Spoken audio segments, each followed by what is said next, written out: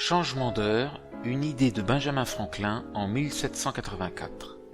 Institué en 1975 en France et appliqué un an plus tard, le changement d'heure, qui avait déjà été adopté en 1916 puis abandonné en 1946, est une idée suggérée par Benjamin Franklin en 1784 dans une lettre qu'il envoie alors au Journal de Paris, lequel en fournit une traduction à ses lecteurs. Quantifiant son projet, le diplomate et savant y voit une façon efficace de réaliser de substantielles économies de bougies et chandelles. Écrivant au Journal de Paris, Benjamin Franklin s'exprimait ainsi. « Messieurs, vous nous faites souvent part des découvertes nouvelles. Permettez-moi de vous en communiquer une dont je suis moi-même l'auteur et que je crois pouvoir être d'une grande utilité. Je passais, il y a quelques jours, la soirée en grande compagnie, dans une maison où l'on essayait les nouvelles lampes de messieurs Quinquet et Lange. On y admirait la vivacité de la lumière qu'elles répandent, mais on s'occupait beaucoup de savoir si elles ne consumaient pas encore plus d'huile que les lampes communes, en proportion de l'éclat de leur lumière, auquel cas on craignait qu'il n'y eût aucune épargne à s'en servir. Personne de la compagnie ne fut en état de nous tranquilliser sur ce point, qui paraissait à tout le monde très important à éclaircir pour diminuer, disait-on, s'il était possible, les frais des lumières dans les appartements, dans un temps où tous les autres articles de la dépense des maisons augmentent si considérablement tous les jours. Je remarquais, avec beaucoup de satisfaction, ce goût général pour l'économie, car j'aime infiniment l'économie. Je rentrais chez moi et me couchais vers les 3 heures après minuit, l'esprit plein du sujet qu'on avait traité. Vers les 6 heures du matin, je fus réveillé par un bruit au-dessus de ma tête, et je fus fort étonné de voir ma chambre très éclairée. Endormi, j'imaginai d'abord qu'on y avait allumé une douzaine de lampes de M. Quinquet. Mais en me frottant les yeux, je reconnus distinctement que la lumière entrait par mes fenêtres. Je me levai pour savoir d'où elle venait, et je vis que le soleil s'élevait à ce moment même des bords de l'horizon, d'où il versait abondamment ses rayons dans ma chambre, mon domestique ayant oublié de fermer mes volets. Je regardai mes montres, qui sont fort bonnes, et je vis qu'il n'était que 6 heures, mais trouvant extraordinaire que le soleil fût levé de si bon matin, j'allai consulter l'almanach où l'heure du lever du soleil était en effet fixée à 6 heures précises pour ce jour-là. Je poussai un peu plus loin ma recherche, et je lus que cet astre continuerait de se lever tous les jours, plus matin jusqu'à la fin du mois de juin, mais qu'en aucun temps de l'année il ne retardait son lever jusqu'à 8 heures.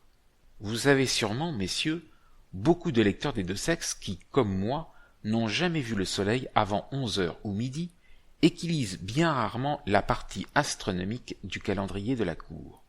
Je ne doute pas que ces personnes ne soient aussi étonnées d'entendre dire que le soleil se lève de si bonne heure que je l'ai été moi-même de le voir. Elles ne le seront pas moins de m'entendre assurer qu'il donne sa lumière au même moment où il se lève. Mais j'ai la preuve de ce fait. Il ne m'est pas possible d'en douter. Je suis témoin oculaire de ce que j'avance. Et en répétant l'observation les 3 jours suivants, j'ai obtenu constamment le même résultat. Je dois cependant vous dire que lorsque j'ai fait part de ma découverte dans la société, j'ai bien démêlé dans la contenance et l'air de beaucoup de personnes un peu d'incrédulité, quoiqu'elles aient eu assez de politesse pour ne pas me les témoigner en termes express. J'ai trouvé aussi sur mon chemin un philosophe qui m'a assuré que j'étais dans l'erreur sur l'article de ma relation où je disais que la lumière entrait dans ma chambre, que je concluais mal à propos ce prétendu fait, de ce que mes volets étaient demeurés ouverts et que cet événement accidentel n'avait pas servi à introduire la lumière, mais seulement à faire sortir l'obscurité. Distinction qu'il appuyait de plusieurs arguments ingénieux en m'expliquant comment j'avais pu me laisser tromper par l'apparence. J'avoue qu'il m'embarrassa, mais sans me convaincre, et mes observations postérieures, dont j'ai fait mention ci-dessus, m'ont confirmé dans ma première opinion. Quoi qu'il en soit, cet événement m'a suggéré plusieurs réflexions sérieuses et que je crois importantes. J'ai considéré que sans l'accident qui m'a éveillé ce jour-là si matin, j'aurais dormi environ 6 heures de plus à la lueur des bougies.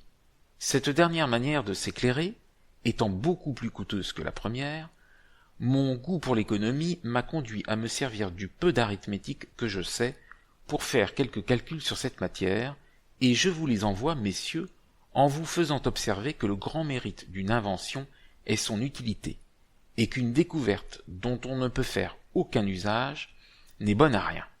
Je prends pour base de mon calcul la supposition qu'il y a 100 000 familles à Paris qui consomment chacune, pendant la durée de la nuit, et les unes dans les autres, une demi-livre de bougies ou de chandelles par heure. Je crois cette estimation modérée, car, quoique quelques-unes consomment moins, il y en a un grand nombre qui consomment beaucoup davantage. Maintenant, je compte environ 7 heures par jour, pendant lesquelles nous sommes encore couchés, le soleil étant sur l'horizon, car il se lève, pendant 6 mois, entre 6 et 8 heures avant midi, et nous nous éclairons environ 7 heures dans les 24 avec des bougies et des chandelles. Ces deux faits me fournissent les calculs suivants. Les 6 mois du 20 mars au 20 septembre me donnent 183 nuits. Je multiplie ce nombre par 7 pour avoir le nombre des heures pendant lesquelles nous brûlons de la bougie ou de la chandelle, et j'ai 1281. Ce nombre, multiplié par 100 000 qui est celui des familles, donne 128 100 000 heures de consommation.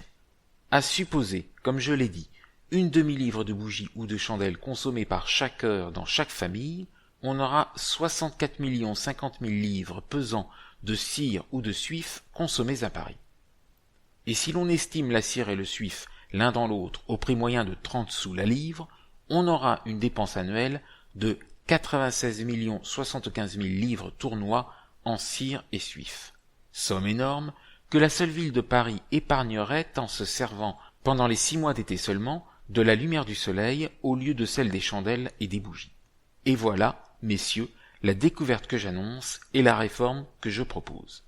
Je sais qu'on me dira que l'attachement aux anciennes habitudes est un obstacle invincible à ce qu'on adopte mon plan, qu'il sera plus que difficile de déterminer beaucoup de gens à se lever avant 11 heures ou midi, et que par conséquent ma découverte restera parfaitement inutile, mais je répondrai qu'il ne faut désespérer de rien. Je crois que toutes les personnes raisonnables, qui auront lu cette lettre, et qui, par son moyen, auront appris qu'il fait jour aussitôt que le soleil se lève, se détermineront à se lever avec lui.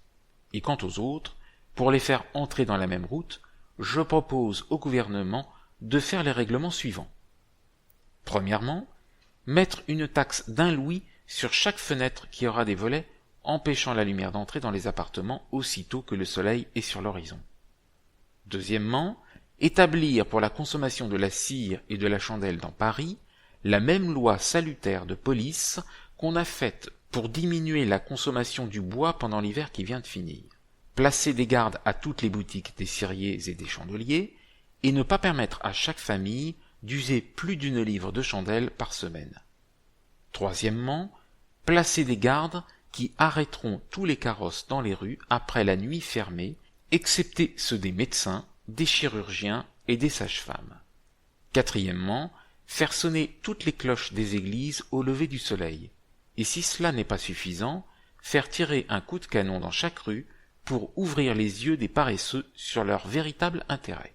Toute la difficulté sera dans les 2 ou 3 premiers jours, après lesquels le nouveau genre de vie sera tout aussi naturel et tout aussi commode que l'irrégularité dans laquelle nous vivons, car il n'y a que le premier pas qui coûte. Forcer un homme de se lever à 4 heures du matin, il est plus que probable qu'il se couchera très volontiers à 8 heures du soir, et qu'après avoir dormi 8 heures, il se lèvera sans peine à 4 heures le lendemain matin. L'épargne de cette somme de 96 075 000 livres tournois, qui se dépense en bougies et chandelles, n'est pas le seul avantage de mon économique projet. Vous pouvez remarquer que mon calcul n'embrasse qu'une moitié de l'année, et que par les mêmes raisons, on peut épargner beaucoup même dans les 6 mois d'hiver, quoique les jours soient plus courts. J'ajoute que l'immense quantité de cire et de suif qui restera après la suppression de la consommation de l'été rendra la cire et le suif à meilleur marché l'hiver suivant et pour l'avenir, tant que la réforme que je propose se soutiendra. Quoique ma découverte puisse procurer de si grands avantages, je ne demande, pour l'avoir communiqué au public avec tant de franchise, ni place, ni pension, ni privilège exclusif, ni aucun autre genre de récompense, je ne veux que l'honneur qui doit m'en revenir si l'on me rend justice. Je prévois bien que quelques esprits étroits et jaloux me le disputeront, qu'ils diront que les anciens ont eu cette idée avant moi, et peut-être trouveront-ils quelques passages dans de vieux livres pour appuyer leurs prétentions. Je ne leur nierai point que les anciens ont connu en effet les heures du lever du soleil. Peut-être ont-ils eu, comme nous, des almanachs où ces heures étaient marquées. Mais il ne s'ensuit pas de là qu'ils aient su ce que je prétends avoir enseigné le premier, qu'ils nous éclairent aussitôt qu'ils se lèvent. C'est là ce que je revendique comme ma découverte. En tout cas, si les anciens ont connu cette vérité, elle a été bien oubliée depuis et pendant longtemps, car elle est certainement ignorée des modernes, ou au moins des habitants de Paris, ce que je prouve par un argument bien simple. On sait que les Parisiens sont un peuple aussi éclairé, aussi judicieux, aussi sage qu'il en existe dans le monde. Tous, ainsi que moi, ont un grand goût pour l'économie et font profession de cette vertu. Tous ont de très bonnes raisons de l'aimer, chargés comme ils le sont des impôts très pesants qu'exigent les besoins de l'État. Or, cela posé, je dis qu'il est impossible qu'un peuple sage, dans de semblables circonstances, eût fait si longtemps usage de la lumière fuligineuse, malsaine et dispendieuse de la bougie et de la chandelle, s'il eût connu, comme je viens de l'apprendre et de l'enseigner, qu'on pouvait s'éclairer pour rien de la belle et pure lumière du soleil.